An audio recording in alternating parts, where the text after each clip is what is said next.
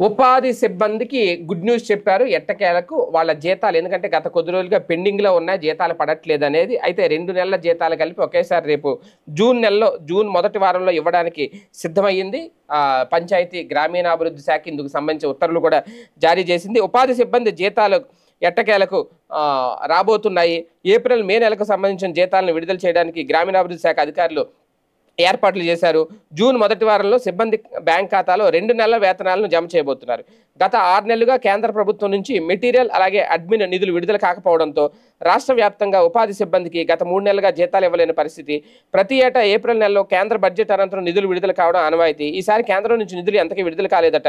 దీంతో ఉద్యోగుల ఇబ్బందులను తీర్చేందుకు రాష్ట్ర ప్రభుత్వంతో సంప్రదించి అడ్వాన్స్ తీసుకుందట.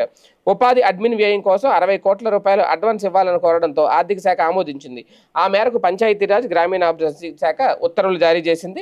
మొత్తానికి రేపు నెలలో అది కూడా 2 నెలల వేతనం వేస్తారట. మొత్తం వీళ్ళకి 6 నెలల పైగా వేతనం రావాలనుకుంటా 2 నెలల వేతనం వేస్తారట. ఏది ఏమైనా ఒక గుడ్ న్యూసే.